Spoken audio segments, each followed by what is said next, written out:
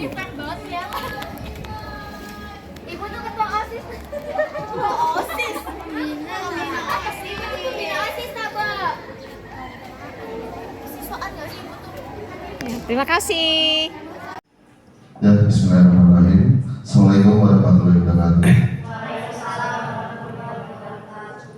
Yang terhormat Bapak Kepala SMA Negeri 1 Jamblang, yaitu Bapak Muhammad Usman, MPDSI.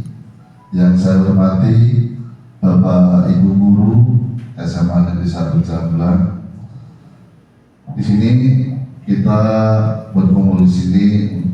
Tujuan kami dari CGP Angkatan 11 tidak lain adalah melaksanakan tugas tentang diseminasi budaya positif di SMA 1 Jamblang.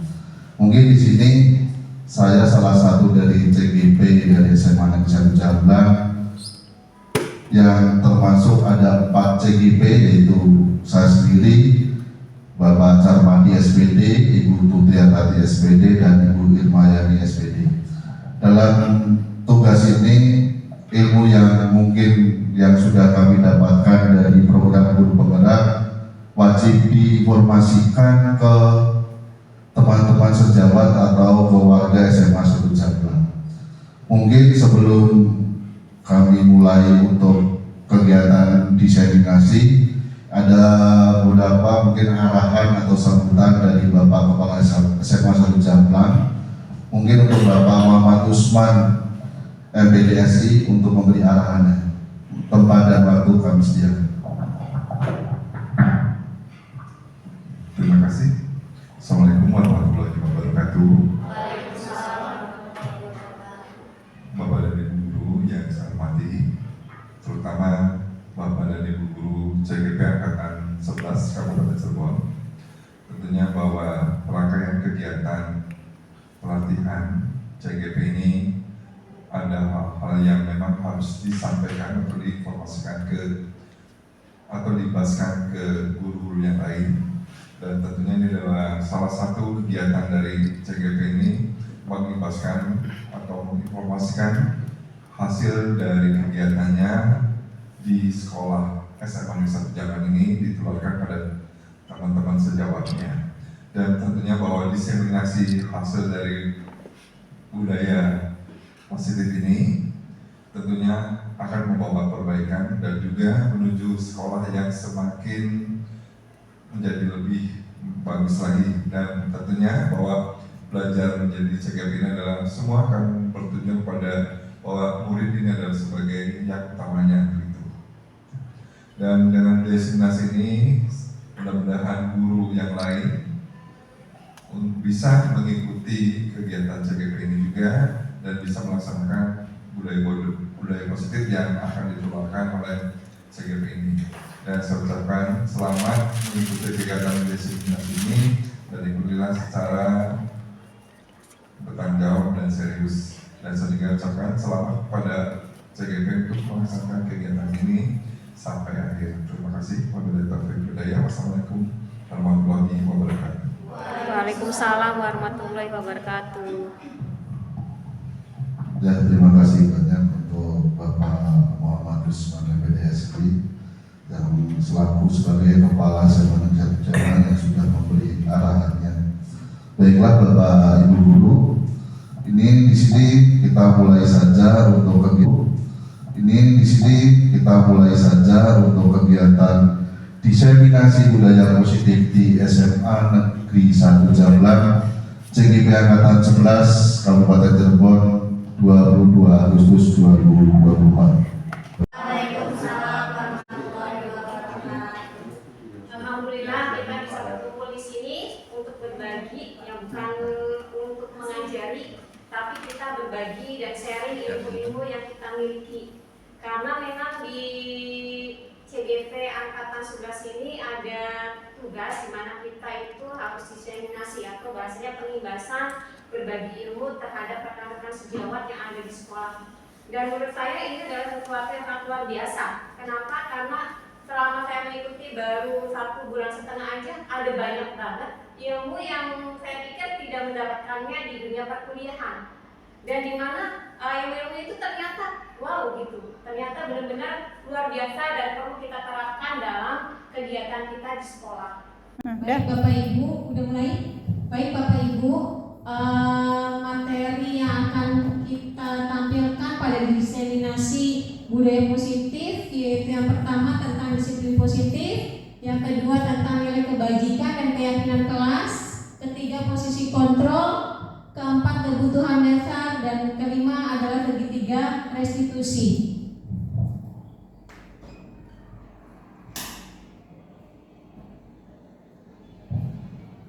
Bapak Ibu, ini adalah tujuan pendidikan menurut Ki Hajar Dewantoro, yaitu melaksanakan pembelajaran membimbing, penanaman karakter, budi pekerti, bertujuan untuk menuntun segala kodrat yang ada pada murid agar dapat mencapai keselamatan dan kebahagiaan yang setinggi-tingginya sebagai manusia di masyarakat.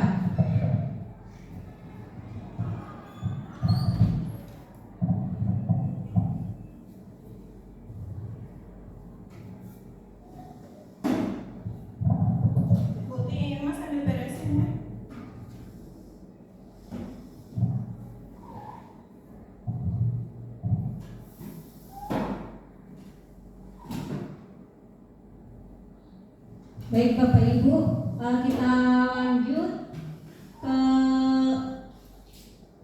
nilai-nilai kebajikan yang bersifat universal. Nilai-nilai kebajikan yang bersifat universal ini adalah nilai-nilai yang diakui secara menyeluruh, lepas dari suku bangsa, agama, bahasa maupun latar belakangnya, serta tidak hangus oleh waktu.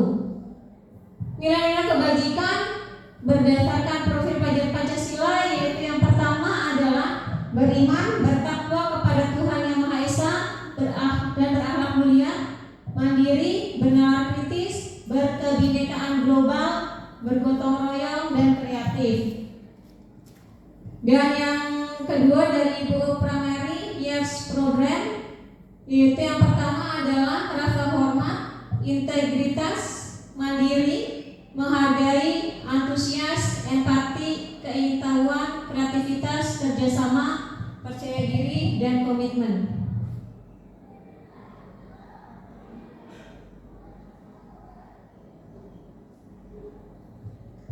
Baik Bapak Ibu, setelah kita mengenal bahwa adanya nilai kebajikan yang diakui oleh semua orang yang tidak terbatas pada bangsa dan budaya serta waktu, kita sekarang masuk ke tentang keyakinan kelas, di mana di keyakinan kelas inilah kita bisa menerapkan nilai-nilai kebajikan di dalam kelas. Yaitu yang pertama, langkah yang kita ambil dalam membuat keyakinan kelas, mempersilakan warga sekolah atau murid-murid yang ada di kelas untuk bercurah pendapat tentang peraturan yang perlu disepakati di sekolah atau di kelas. Yang langkah selanjutnya, mencatat semua masukan-masukan para murid di papan tulis atau di kertas besar, di mana semua anggota kelas bisa melihat pendapat mereka. Kemudian yang ketiga, susunlah keyakinan kelas sesuai prosedur pembentukan keyakinan kelas. Gantilah kalimat-kalimat dalam bentuk negatif menjadi positif.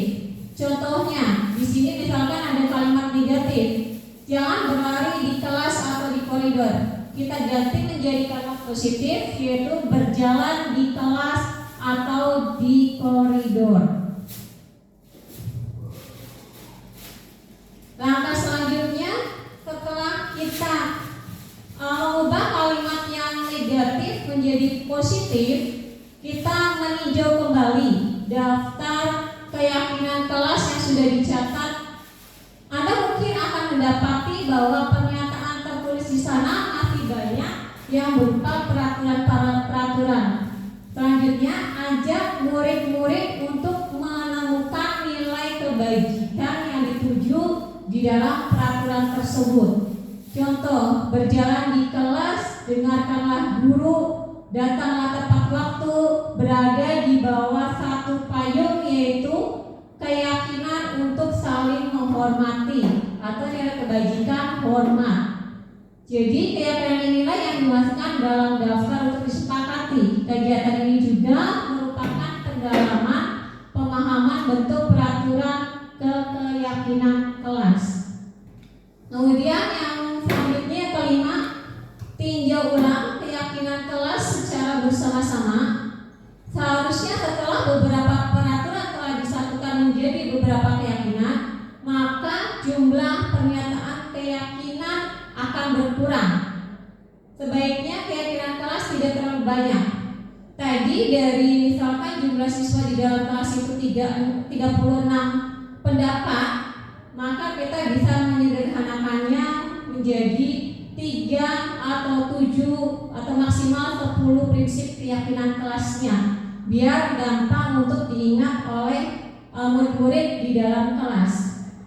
Kemudian langkah selanjutnya, setelah keyakinan kelas selesai dibuat, maka semua warga kelas dipersilakan meninjau ulang kembali dan menyetujuinya dengan menandatangani keyakinan kelas tersebut, termasuk guru dan semua muridnya. Terakhir, biar untuk mempermudah mengingatkan siswa dan bisa dibaca oleh semua siswa, maka keyakinan kelas tersebut ditulis di kertas yang besar, kemudian ditempel di dinding di tempat yang mudah dilihat oleh semua warga sekolah. Boleh di print juga nggak apa-apa. Nanti tergantung kesepakatan di dalam kelasnya bagaimana.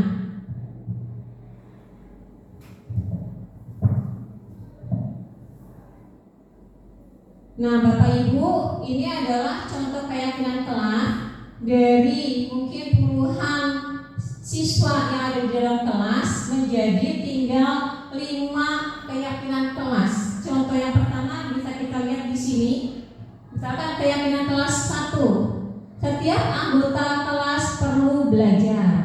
Kemudian yang kedua, setiap anggota kelas perlu senang. Keyakinan kelas ketiga, setiap anggota kelas perlu melakukan tugas. Dan yang keempat, setiap anggota kelas perlu saling menghargai. Dan yang terakhir, setiap anggota kelas perlu merasa aman. Jadi keyakinan kelas yang tadi kita ambil dari semua siswa yang di dalam kelas, kita sederhanakan. Yang pertama, mengubah kalimat negatif jadi positif. Yang tadinya keyakinan-keyakinan dari anak-anak di kelas itu ada yang sama, kita jadikan 1. Kemudian setelah dijadikan 1, kita melihat lagi kalau nilai-nilai keyakinannya itu sama, maka beberapa keyakinan bisa dijadikan 1 dalam 1 nilai kebajikan kelasnya. Baik, selanjutnya di sini ada disiplin positif. Menurut Bapak Ibu, disiplin positif apa sih? Ya, disiplin itu adalah menaati sebuah aturan. Kemudian yang kita lihat dari penerapan disiplin positif ini tujuannya adalah menanamkan motivasi yang ketiga pada murid-murid kita, yaitu untuk menjadi orang yang mereka inginkan dan menghargai diri sendiri dengan nilai-nilai yang mereka percaya. Ketika murid-murid itu memiliki motivasi tersebut, maka mereka telah memiliki motivasi intrinsik yang berdampak jangka panjang. Motivasi yang tidak akan terpengaruh pada adanya hukuman atau hadiah. Mereka akan tetap berperilaku baik, berlandaskan nilai-nilai kebajikan, karena mereka ingin menjadi orang yang menjunjung tinggi nilai-nilai yang mereka hargai dan mereka yakini. Baik Bapak Ibu, kita lanjutkan kembali. Di sini dalam budaya kita, makna kata disiplin dimaknai menjadi sesuatu yang dilakukan seseorang pada orang lain untuk mendapatkan kepatuhan. Di mana ada kemerdekaan, disitulah harus ada disiplin yang kuat. Sungguh pun disiplin itu bersifat self-disiplin, yaitu kita sendiri yang mewajibkan kita dengan sekeras-kerasnya, tetapi itu sama saja. Sebab jikalau kita tidak cepat melakukan self-disiplin, wajiblah penguasa lain disiplin. Jadi kita mengutamakan dulu munculnya disiplin positif itu dari diri dulu, tetapi ketika anak-anak itu tidak bisa memunculkan motivasi dirinya, maka baru kita membantunya untuk menemukan motivasi di dalam dirinya. Diana Gosen dalam bukunya Restructuring School Discipline tahun 2001 mengatakan bahwa arti kata disiplin berasal dari bahasa lain, yaitu disiplin, yang artinya adalah belajar. Kata disiplin juga berasal dari akar kata yang sama, yaitu disiplin atau murid, atau bisa juga pengikut. Untuk menjadi seorang murid atau pengikut, seseorang harus paham betul alasan mereka mengapa mengikuti suatu aliran atau ajaran tertentu, sehingga motivasi yang terbangun adalah motivasi intrinsik, bukan ekstrinsik. Kita lanjutkan. Baik Bapak Ibu, terima kasih sebelumnya atas kehadirannya dan membantu saya untuk mengikuti kegiatan diseminasi ini. Kebetulan yang akan saya sampaikan salah satunya adalah terkait tentang yang pertama adalah tentang kebutuhan dasar manusia. Kebutuhan dasar manusia adalah segala sesuatu yang kita inginkan. Seluruh tindakan yang kita lakukan selama ini pasti memiliki tujuan tertentu, dan tentunya itu pasti untuk memenuhi kebutuhan kita masing-masing. Begitu pula dengan siswa. Siswa juga pasti memiliki kebutuhan dasar.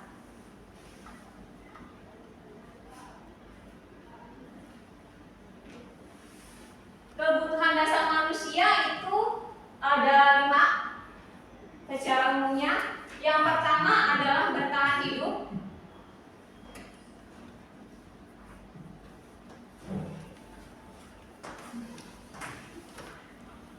Yang pertama adalah bertahan hidup, yaitu terkait tentang bagaimana kita untuk mempertahankan diri supaya tetap berada di dunia, yaitu terkait makanan, pakaian, tempat tinggal, keamanan, serta kesehatan. Ini adalah kebutuhan-kebutuhan yang terkait dengan bertahan hidup. Yang kedua adalah kasih sayang dan rasa diterima.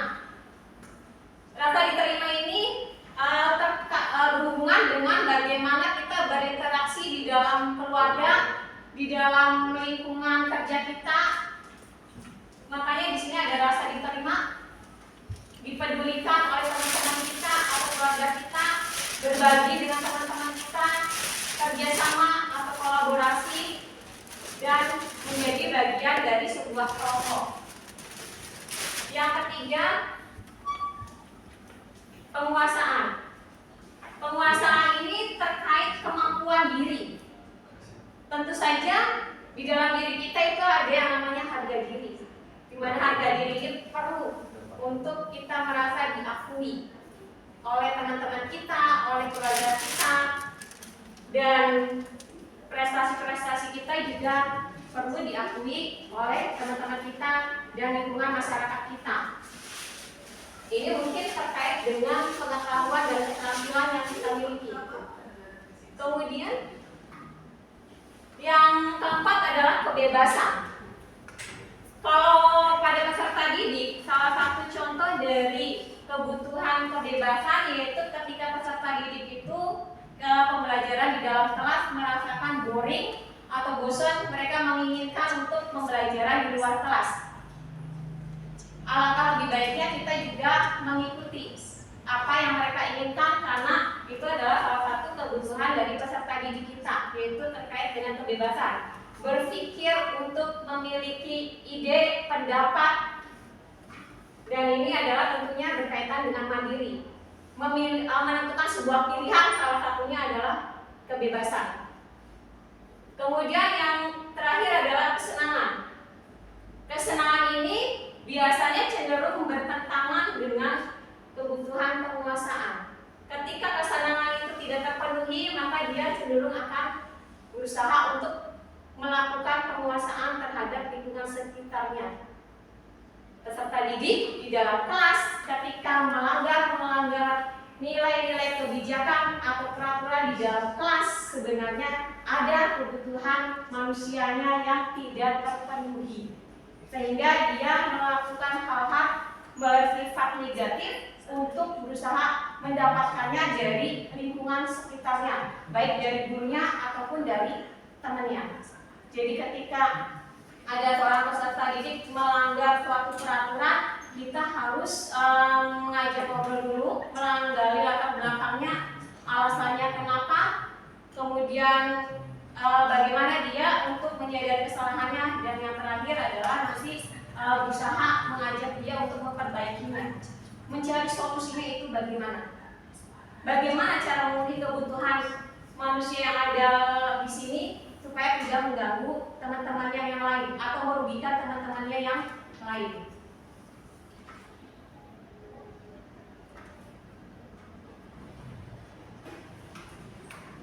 Seperti yang tadi di awal terkait dengan Ki HD atau Ki Haji Dewantoro, bahwa yang namanya pendidikan itu adalah menuntun anak sesuai dengan kodrat alam dan kodrat zamannya. Ya, mereka berperilaku itu bisa jadi dari motivasi ekstrinsik, bisa jadi juga dari motivasi intrinsik. Ya, ekstrinsik ini ada dua. Ketika mereka menaati peraturan, itu mereka berharap tidak mendapatkan hukuman. Berarti motivasi dia menaati peraturan itu ada di sini. Ya.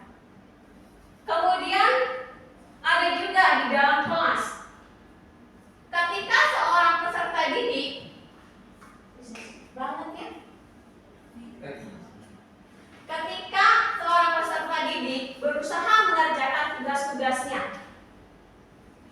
kalau seorang peserta didik larinya ke motivasi intrinsik, dia akan stabil. Dalam menyelesaikan tugas-tugasnya, dia stabil dari tugas awal sampai tugas akhir, itu selalu tepat waktu. Berarti dia sudah memiliki motivasi intrinsik, kesadaran di dalam dirinya, meyakini bahwa nilai-nilai kebajikan yang bersifat universal itu dia harus mendapatkannya, bukan karena takut terhadap hukuman atau ingin mendapatkan penghargaan.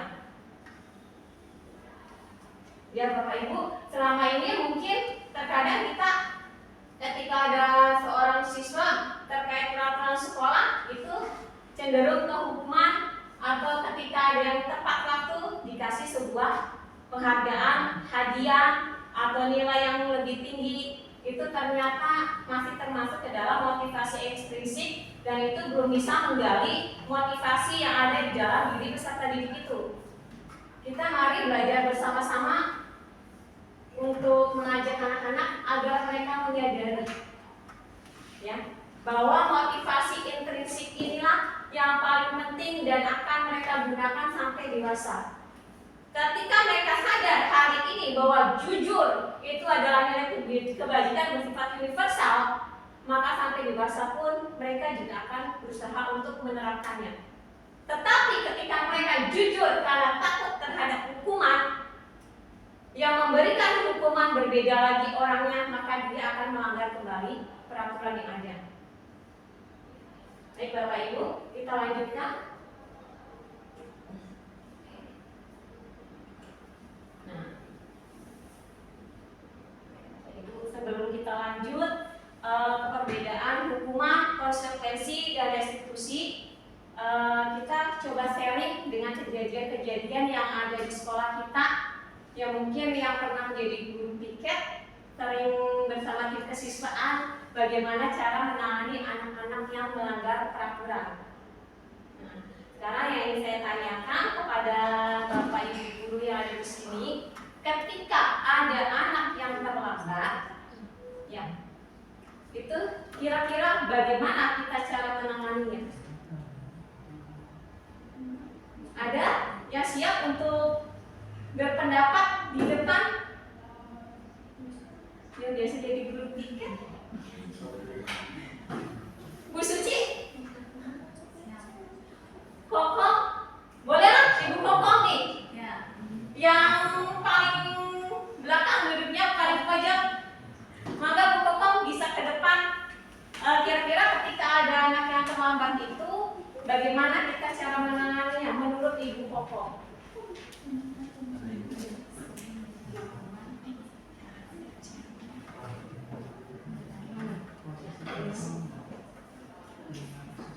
Oke, sebelumnya saya ucapkan terima kasih. Mohon maaf, kebetulan ini saya pribadi berbicara terkait pengalaman semasa melaksanakan piket di SMA Negeri 1 Jamlang.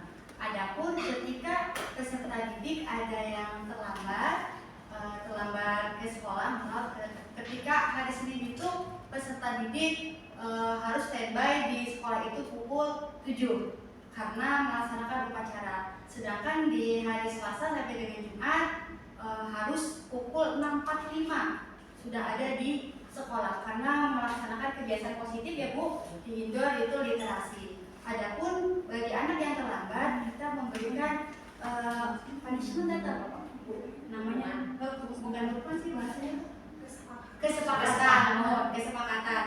Jadi kita itu nggak ada istilahnya keputusan sepihak deh. Jadi sama-sama enak, dari guru piketnya iya enak, dari peserta didik juga enak karena adanya kesepakatan dan kebanyakan dari mereka itu menyesuaikan dengan harinya. Kalau misalkan Selasa sampai dengan Jumat kegiatan literasi, mereka pun memilihnya untuk literasi juga.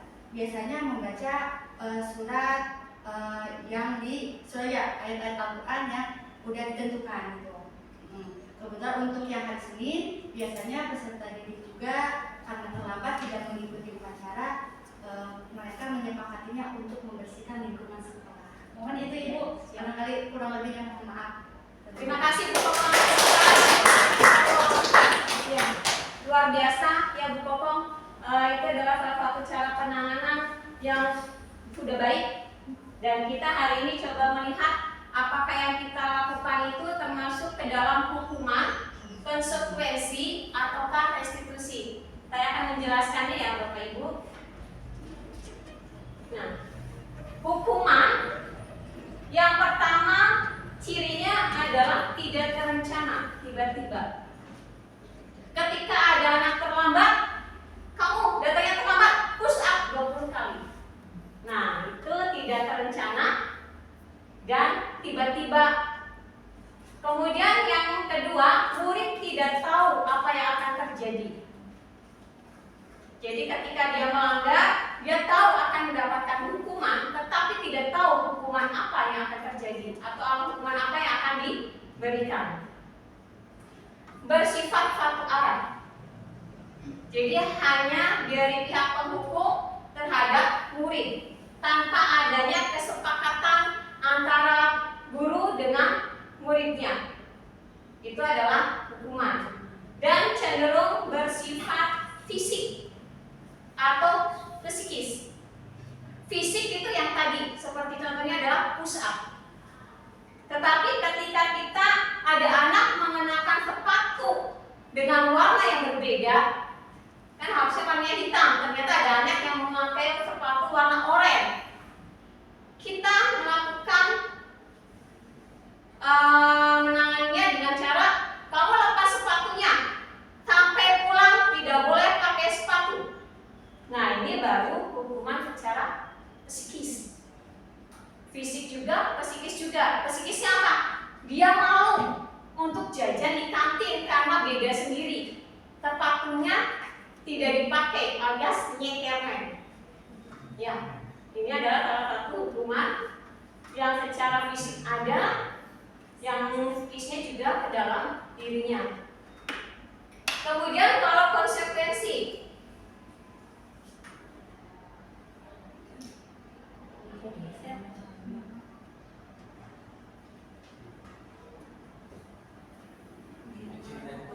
dikecilin.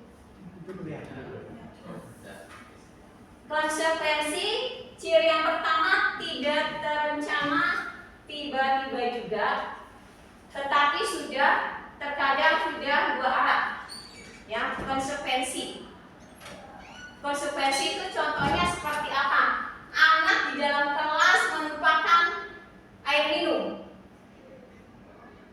Maka akibat dari melupakan air minum, konsekuensinya dia harus mengelap air minum itu sampai kering. Nah, itu adalah konsekuensi. Murid tetap dibuat tidak nyaman. Karena apa? Anak yang lain belajar, dia harus nyari alat pel, nyari serbet buat ngelap mejanya sampai kering. Ini adalah konsekuensi. Yang ketiga adalah sikap guru selalu memonitor murid, jadi mengawasi. Ya. Yang terakhir adalah restitusi. Restitusi ini adalah bagian dari akhir budaya positif. Jadi Bapak Ibu, yang namanya budaya positif itu tidak hanya perilaku anak yang harus positif, tetapi dari penanganan kita dalam menangani siswa yang melanggar peraturan dalam kelas atau pembelajaran di dalam kelas juga harus bersifat positif agar menciptakan budaya sekolah yang positif. Jadi diri kita sebagai seorang pendidik, lingkungan, serta siswa juga semuanya harus diarahkan ke budaya positif. Nah, restitusi ini ciri yang pertama adalah proses menciptakan kondisi bagi murid untuk memperbaiki kesalahannya. Ketika ada anak yang melakukan kesalahan atau melanggar peraturan, kita panggil, kita ajak ngobrol, kita tanya alasannya apa, kemudian mencari solusi bersama-sama. Yang sekiranya solusi itu berasal dari anak, dari kesadaran dari anak untuk memperbaiki dirinya. Contohnya bagaimana? Misalnya, ketika ada seorang anak datang terlambat, setelah diajak ngobrol, baru ketahuan bahwa dia itu anak yatim piatu, sehingga tidak ada yang membangunkannya di rumah. Ini adalah nyata, adalah kisah hidup dari salah satu murid kita kelas 10, dia Bapak Ibu. Di rumah itu dia hidup sendirian, jadi ketika bangun tidur mengandalkan alarm. Dia sempat terlambat 2 kali, ketika saya nanya lupa memasang alarmnya. Saya mengarahkan ke dia, nanti ke depannya jangan sampai lupa kembali, alarmnya dipasang.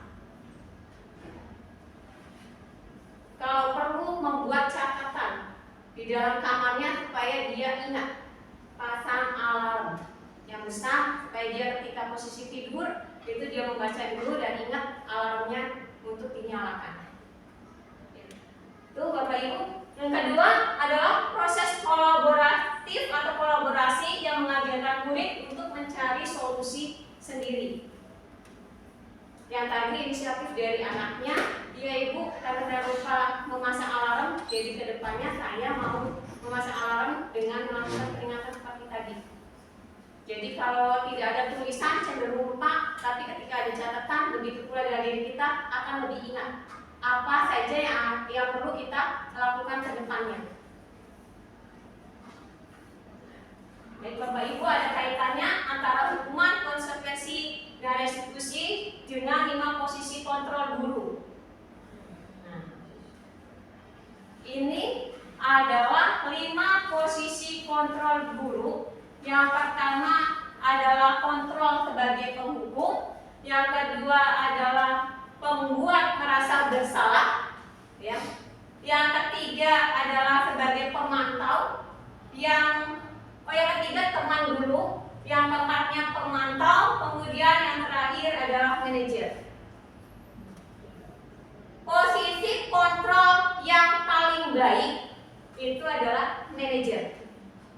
Tetapi ketika beberapa kali dilakukan restitusi dan tetap melakukan pelanggaran, dan pelanggaran itu ternyata lebih berat terkait kecacatan, maka boleh kita melanjutkannya ke hukuman.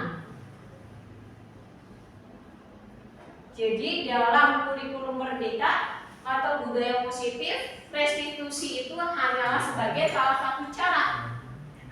Ya, salah satu cara dalam menangani kasus-kasus siswa. Tetapi ketika beberapa kali tetap tidak ada perubahan, justru malah melakukan pelanggaran berat yang mengakibatkan kecacatan atau yang terkait dengan hukum, apalagi sampai ke polisi, maka perlu kita juga kembali ke awal. Boleh nanya nggak, Bu? Boleh? Terkait dengan tadi mengenai 5 posisi kontrol guru itu, apakah tidak lebih baik kalau misalnya tadi Ibu menyatakan posisi awalnya sebagai manajer, terus langsung ke hukum? Maksud saya, apakah tidak lebih baik bahwasanya posisinya itu semakin ke bawah gitu? Di awalnya manajer, tapi kemudian anaknya masih begitu, pindah ke pemantau. Nah, masih anaknya masih begitu lagi, pindah ke teman dulu. Kemudian masih begitu lagi, pindah ke pembuat rasa bersalah. Nah, kalau misalnya baru masih begitu lagi, pindah ke pembuat. Iya, kan tadi kalau sudah beberapa kali, ya. Oh, iya. Kalau sudah beberapa kali dan yang paling fatal itu yang bisa mengakibatkan kecacatan atau sampai masuk ke ranah hukum, itu kita tidak akan bisa melakukan ini, Pak. Karena sudah masuknya ke ranah hukum. Jadi ini berarti sebelum sampai masuk ke ranah hukum, itu anak itu di dalam sekolah pasti sudah. Itu anak-anak yang benar-benar luar biasa banget dari segi pelanggaran hukumnya yang biasa kita tangani ya. Kalau anak-anak yang biasa, insya Allah di posisi manajer itu masih bisa. Ini mah anak-anak bandel, jadi direstitusi beberapa kali juga tetap akhirnya justru berakibat fatal terhadap temannya yang lain. Jadi, nah ini ada 5 posisi kontrol ya. Tingkatan ini yang pertama penghukum, yang kedua pembuat merasa bersalah, 3 teman, 4 pemantau, dan yang terakhir adalah manajer.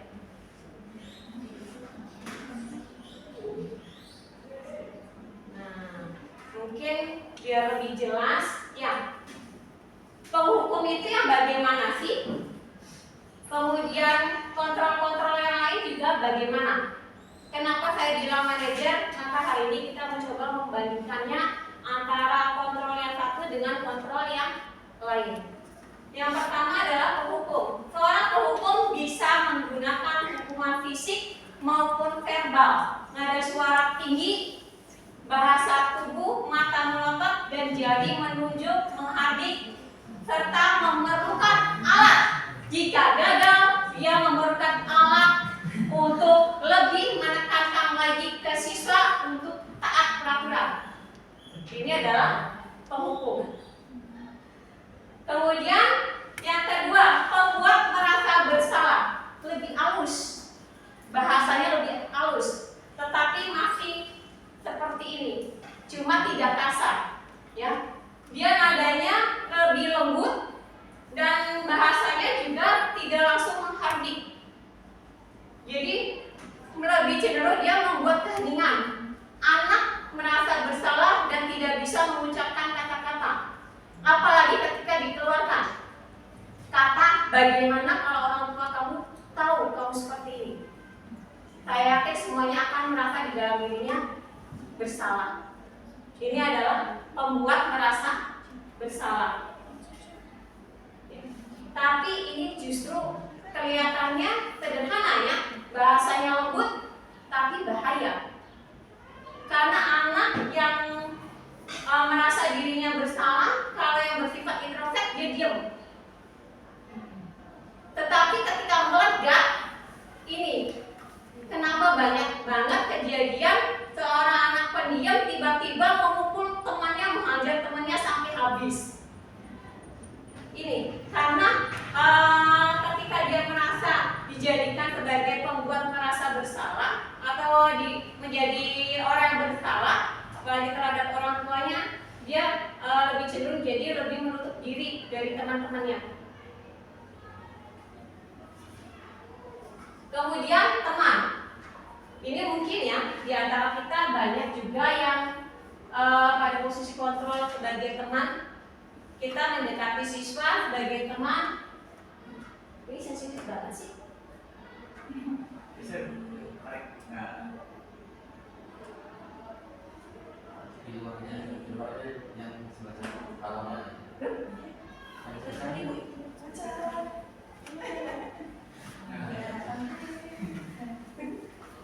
Nah, sebagai teman, guru pada posisi ini tidak akan menyakiti murid, namun akan tetap berupaya mengontrol murid melalui persuasinya.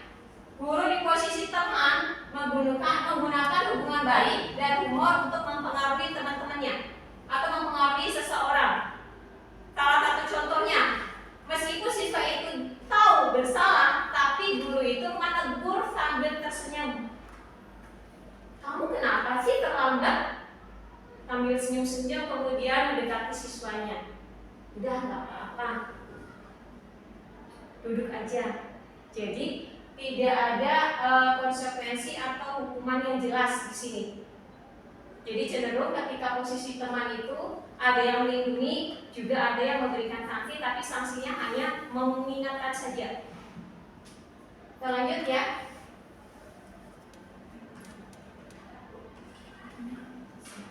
Nah, ini adalah posisi pemantau. Posisi pemantau berdasarkan pada peraturan dan konsekuensi dengan menggunakan sanksi dan konsekuensi tersebut. Kita dapat memisahkan hubungan pribadi kita dengan murid. Posisi ini biasanya menggunakan kebanyakannya catatan, stiker, kemudian slip atau daftar cek. Kita mungkin pernah ya, anak yang maju kita kasih checklist, poin tambahan. Nah, mungkin itu adalah salah satu posisi kita sebagai pemantau. Yang datanya tepat waktu, dapat tambahan poin, checklist. Atau siapa yang berani tampil ke kita sebagai pemantau. Yang datanya tepat waktu, dapat tambahan poin, checklist. Atau siapa yang berani tampil ke depan untuk membacakan hasil tugasnya, nanti dikasih bintang, stiker. Itu juga ada di posisi pemantau. Kenapa ini ada bahasa berdasarkan peraturan? Jadi ketika dia menegur siswa itu cenderung dengan suatu konteks yang diukur atau peraturan-peraturan yang ada. Kamu tahu ini jam berapa? Misalkan jam 7. Kalau peraturan sekolah jam berapa masuk sekolah? Jam 07.77. Jadi cenderung ada peraturan yang dikemukakan ketika dia menangani kasus siswa tersebut. Kemudian yang terakhir, ini adalah posisi tertinggi ya, manajer. Yang pertama adalah manajer adalah posisi di mana guru berbuat sesuatu bersama dengan murid, mempersilahkan murid mempertanggungjawabkan perilakunya, mendukung murid agar dapat menemukan solusi atas permasalahannya sendiri. Jadi kita ngajak ngobrol siswanya, menggali kenapa dia seperti itu, kira-kira kebutuhan apa yang tidak bisa dipenuhi dia sehingga dia seperti itu melakukan pelanggaran. Kemudian bagaimana dikembalikan ke siswa tersebut setelah kita mendapatkan siswa tersebut memiliki kesadaran diri, kita kembalikan ke siswa kira-kira solusinya ke depannya bagaimana biar tidak terlambat. Jadi solusinya juga siswa yang menentukan atau yang mengemukakan. Ini adalah posisi kita di manajer. Murid diajak untuk menganalisis kebutuhan dirinya. Seperti yang tadi saya bilang, bahwa ketika murid malah tidak terpenuhi kebutuhan dirinya, maka dia cenderung akan mengganggu atau merugikan teman-teman yang ada di sekitarnya. Contohnya, misalkan setiap hari dia dibawakan bekal sama orang tuanya itu nasi goreng lagi. Di sini menurut Bapak Ibu kira-kira kebutuhan apa yang tidak terpenuhi? Pacar Madi? saya banget dulu. Saya banget. Nasi goreng lagi apa? Jadi dia cenderung akan mengganggu bekal teman-temannya. Misalnya, kalau laki-laki ya cenderung berani sama yang siswa putri, ngambil makanan dari bekal yang siswa putri. Kalau kita telusuri ternyata ada kebutuhan yang tidak terpenuhi. Dia ingin yaitu kebebasannya itu terpenuhi, di mana dia menginginkan bekal dengan menu yang berbeda-beda. Tapi karena kenyataan orang tuanya sibuk, jadinya nasi goreng lagi. Begitu ya Bapak Ibu. Penekanan bukan pada kemampuan membuat konsekuensi. Ya, seperti yang biasanya kita lakukan dalam kesepakatan kelas ya. Namun dapat berkolaborasi dengan murid bagaimana memperbaiki kesalahan yang ada pada dirinya. Jadi dengan menjadikan siswa sadar apa kesalahannya dan berusaha untuk mencari solusi buat dirinya sendiri, itu akan lebih bertahan lama ketimbang kita memberikan suatu sanksi. Oke, paham Bapak Ibu?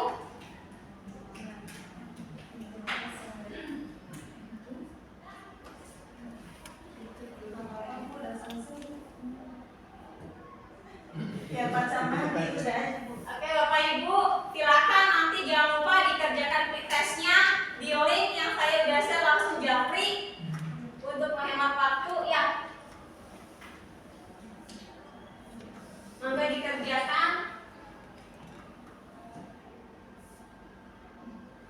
Pacar lagi boleh minta bantuan membuka link fisisnya di WA.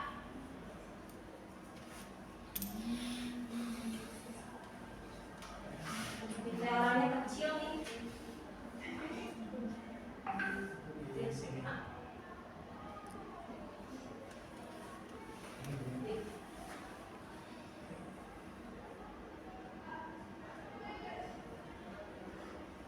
Silakan dikerjakan.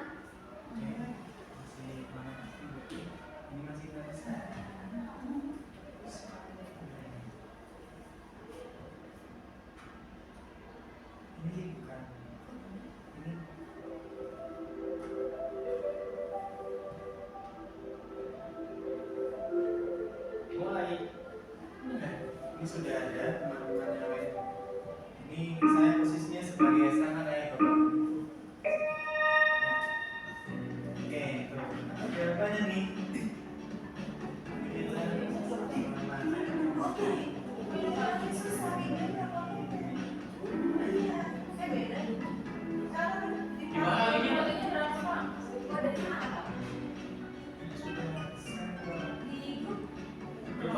Tapi di dasar Di Japri. Ada yang apa? Udah mau selesai.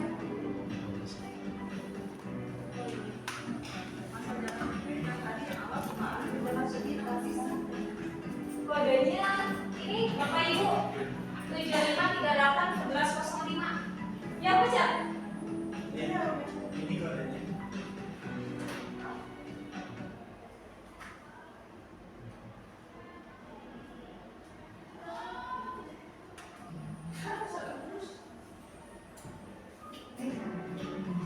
Pakai mic aja Bu.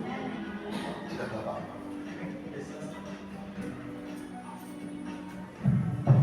Baik, Bapak dan Ibu semuanya, kita lanjutkan dengan tes. Silakan dikerjakan ya. Ini ada 5 soal semuanya. Nanti Bapak dan Ibu akan terlihat di krisisnya Ibu Tuti hasilnya.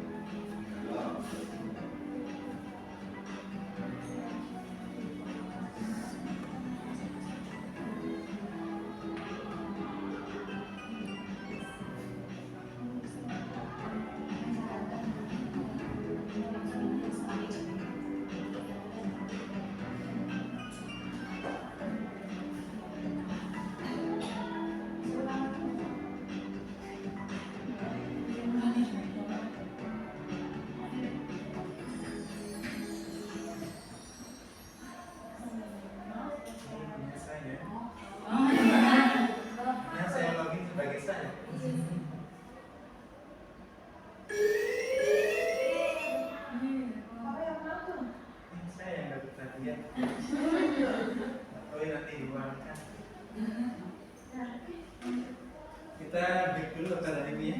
Misalkan sudah selesai untuk tesisnya. Mau kasih juga satu kalau dia pasar. Bilangnya nggak mungkin. Soalnya yang itu pakai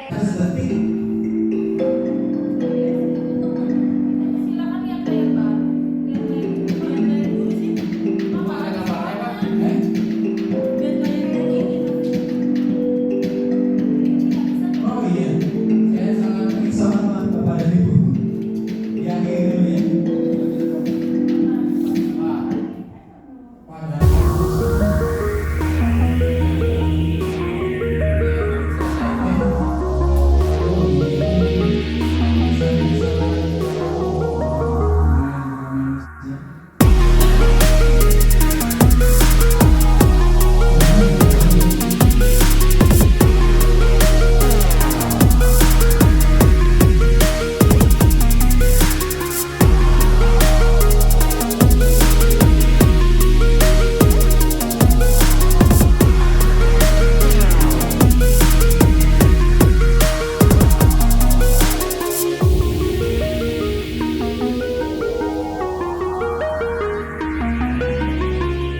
Baik, Bapak Ibu, kita lanjut ke segitiga restitusi. Iya kelihatan. Itunya timpang ya? Iya. Enable editingnya meren Bu. Iya. Tuh, diklik Iya, nggak dulu. apa-apa, bisa. Wah, soalnya jelek nantinya Bu. Naik aja, diklik aja sih. Emang. Enggak, enable editing kan hanya untuk menormalkan nggak sih Bu biasanya? Oh iya. Oh enggak. Oh enggak mau ya? Ya bisa. Oh dikecilin ya, tapi Iya. takut berubah nggak nih? Ya sih. Baik, Bapak Ibu, setelah Kayaknya masih kelihatan. Baik, Bapak Ibu hebat, setelah kita mengenal tentang nilai-nilai kebajikan, kemudian teori 5 kontrol, serta tentang membuat keyakinan kelas, kita lanjut yaitu ke segitiga restitusi. Segitiga restitusi ini merupakan bagaimana caranya dalam penanganan kasus siswa yang ada di sekolah.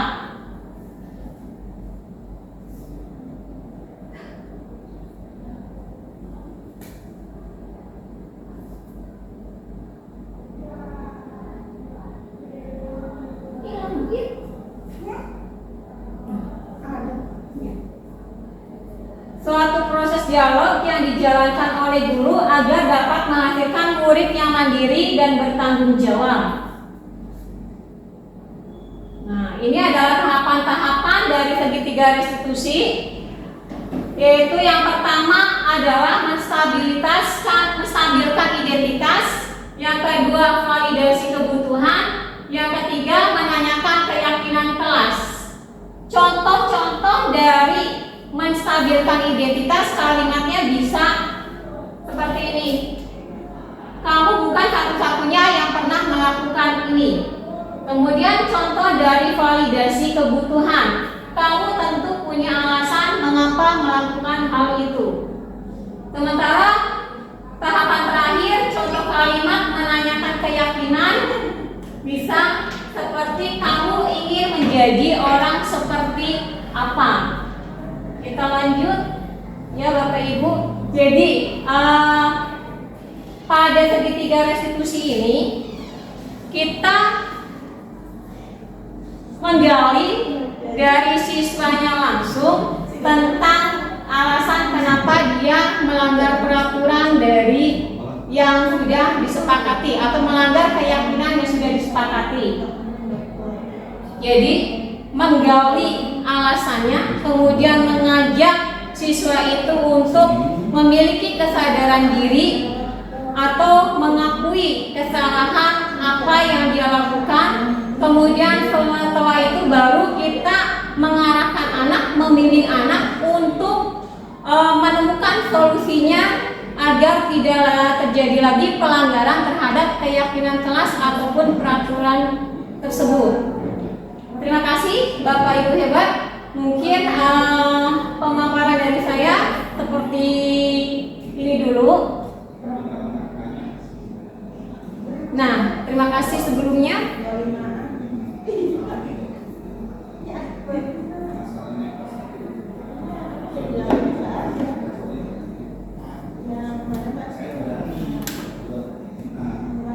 Nah, untuk penerapan dalam proses pembelajaran ini dari budaya positif ini, saya selaku guru banyak belajar sekali tentang bagaimana kontrol diri kita sebagai guru. Salah satunya yaitu ada kontrol sebagai teman.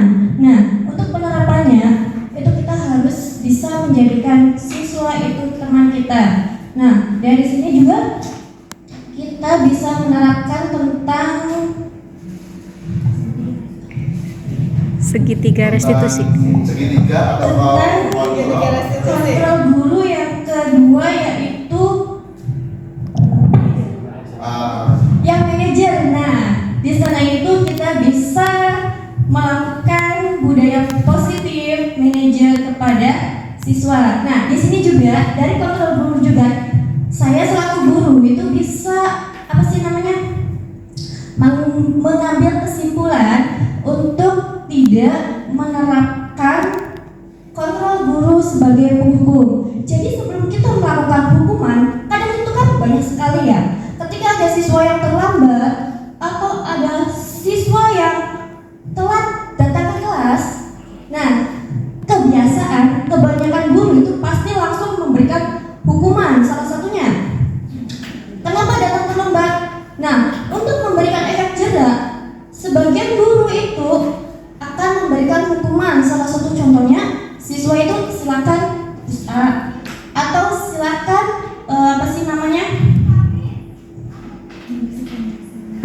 silakan push up atau silakan berdiri di luar, silakan berdiri untuk beberapa saat. Nah, tapi dengan belajar kontrol guru atau memanajer Sebagai manajer,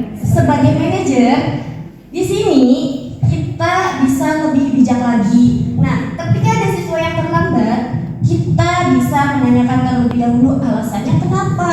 Kemudian kita bisa memberikan kesepakatan antara guru dan siswa agar tidak merugikan atau tidak memberikan efek negatif kepada siswa. Baik, terima kasih. Assalamualaikum warahmatullahi wabarakatuh. Baik, itu ketika misalkan dalam pembelajaran itu siswa tersebut ada yang ngobrol atau ada yang tidur, itu menjadi refleksi diri kita bahwasanya pembelajaran kita itu sudah baik atau belum. Itu yang peristiwa saat ini yang saya sampaikan. Cukup, terima kasih. Assalamualaikum warahmatullahi wabarakatuh. Pada saat siswa itu praktek, ya. Mungkin banyak sekali ya untuk siswa ini gimana perasaannya pada saat praktek itu diungkapkan dengan postur tubuh, ya, gaya tubuhnya juga dan luapan emosi pada saat dia itu bisa melaksanakan tugasnya. Nah, itu saja yang mungkin yang bisa disampaikan saya pada saat pembelajaran praktek, ya, terutama praktek informatika, dan di mana itu prakteknya ya agak-agak susah pada saat praktek ini juga. Terima kasih. Assalamualaikum warahmatullahi wabarakatuh. Assalamualaikum warahmatullahi wabarakatuh.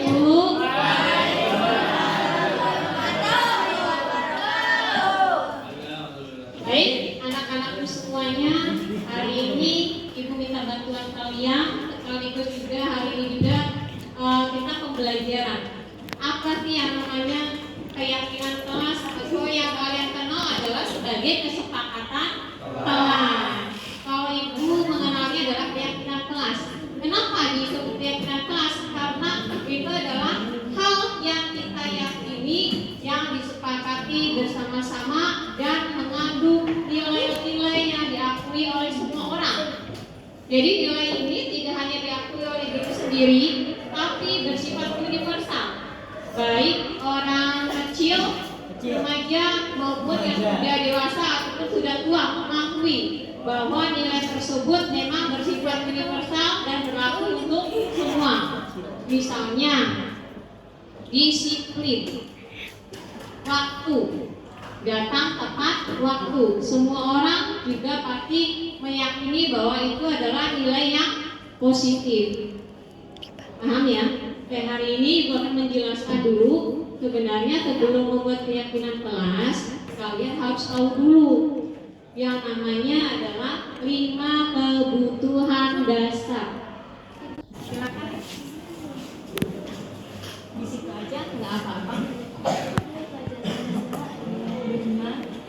Bertakwa kepada Yang Maha Esa, Ya, mulia, mandiri.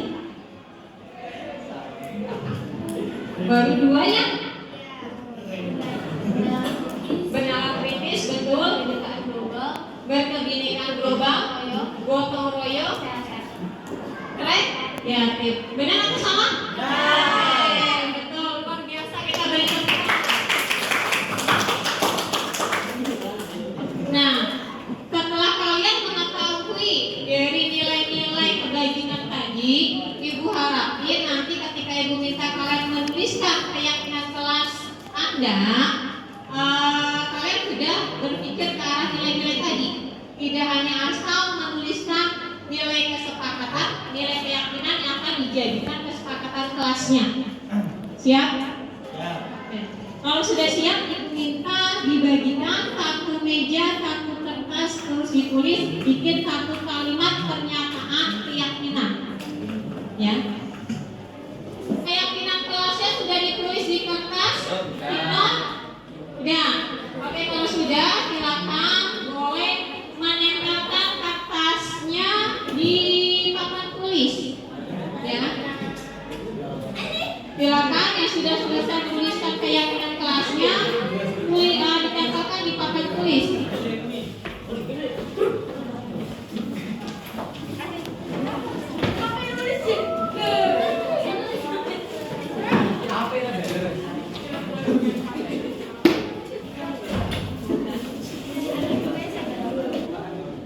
Baik. Oke, baik. Anak-anakku, kita sudah mengumpulkan keyakinan-keyakinan kelas yang ingin dijadikan kesepakatan kelas ya. Di sini sudah tertempel di papan tulis, kertas-kertas diknot, hasil atau pendapat dari teman-teman kalian semua yang ada di sini.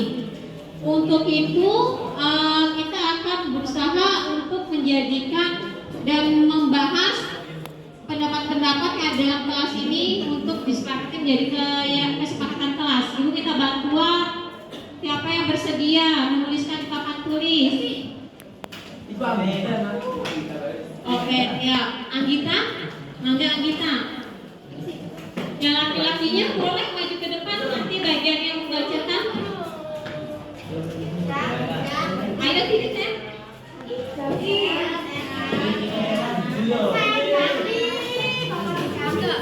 Silakan Zaki ambil satu kertas dulu, kemudian dibacakan ke depan teman-temannya. Oke, baik. Terima kasih. Ya, sudah membantu Ibu menuliskan keyakinan dari teman-teman kelas Anda yang ada di sini. Oke, baik. Ibu semua di sini kita sudah mendata ternyata ada 13 keyakinan kelas yang merupakan pendapat dari teman-teman yang ada di dalam kelas ini. Mari, tidak boleh membuang sampah di kelas. Sebentar, ya. Dalam sebuah kesepakatan kelas, keyakinan kelas, ada hal yang Ibu perlu luruskan. Mudah-mudahan kalian juga sebelumnya pernah mendapatkan arahan ini oleh guru lain. Tidak boleh menggunakan kalimat yang bersifat negatif. Jadi kalau tidak boleh itu kalimat negatif dirubah menjadi kalimat positifnya apa? Membuang sampah di tempatnya. Ya, betul. Yang keras nih.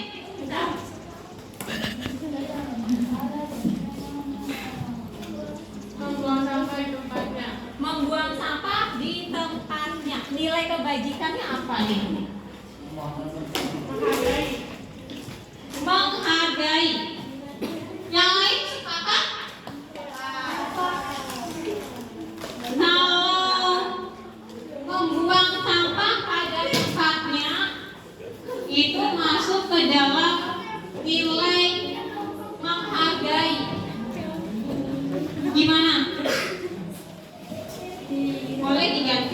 masuk.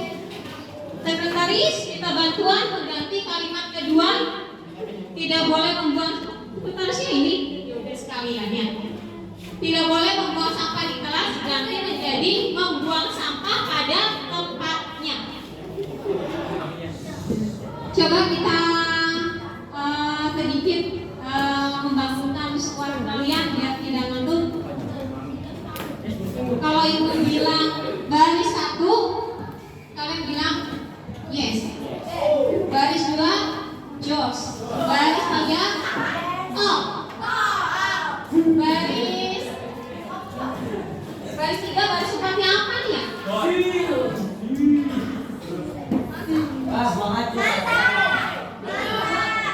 Oh ya, mantap, boleh. Mantap ya. Kita lihat yang paling tinggi suaranya berarti dia belum pada masuk. Baris 1. Baris 1. Baris 3. Nah, suaranya paling pisah. Tenaganya kayaknya bisa istirahat makan nasi 2 porsi ya. Ayo lanjut. Baris 3. Baris 2. Baris 2 masih kalah keras dengan baris ketiga. Oke. Baris 4.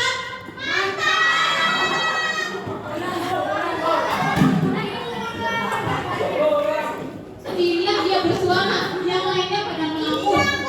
Oke, fokus ya. Ibu akan ajak nih. Ibu akan ajak. Siap, fokus ke ibu ya. Baris 2. Baris 3. Baris 1. Baris 4. 4. 2. 3. Oke, tepuk tangan buat semuanya.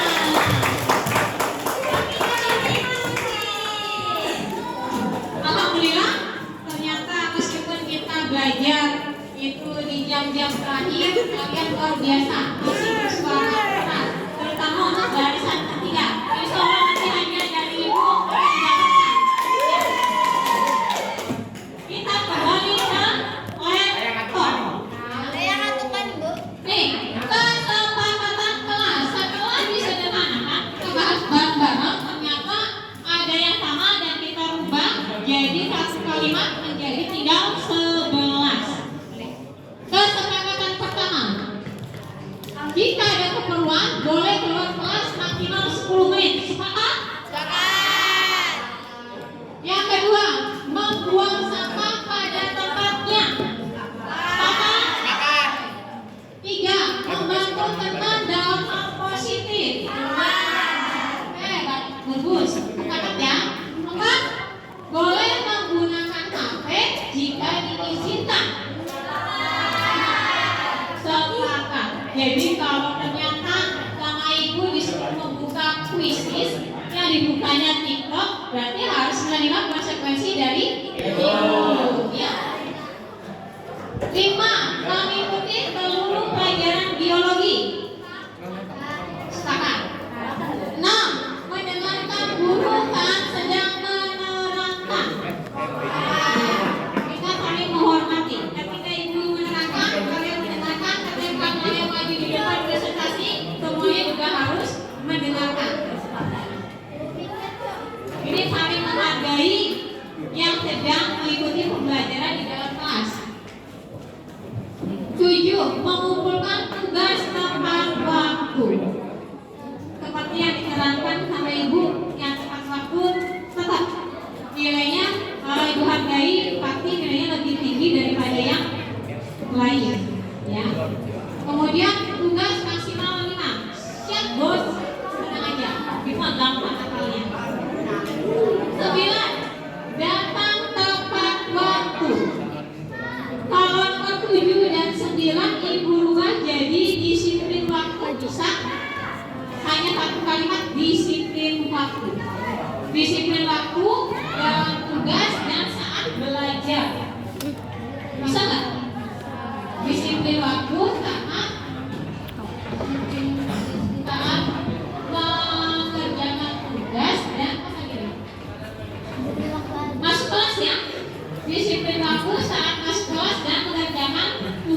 sampaikan fatwanya.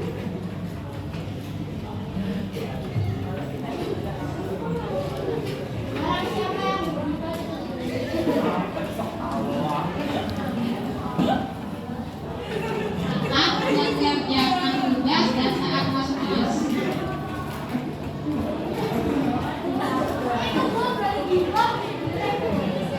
Tidak boleh menggibah saat bergerak. Nanti boleh ada tambahan. Kita sepakati dulu yang sudah dibahas tadi ya. Ya bos ya. Sepakat ya? Oke lanjut.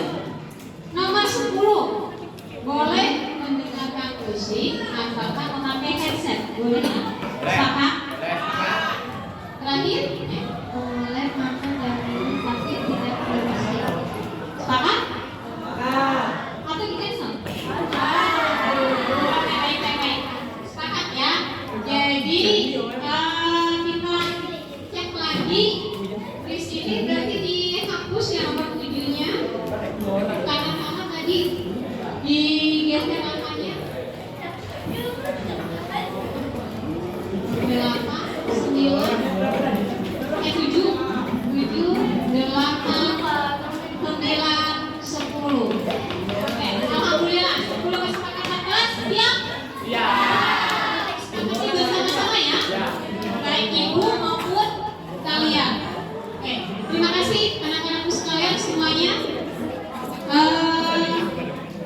atas kerjasama kita berdua dalam mempraktekkan bagaimana membuat keyakinan di dalam kelas.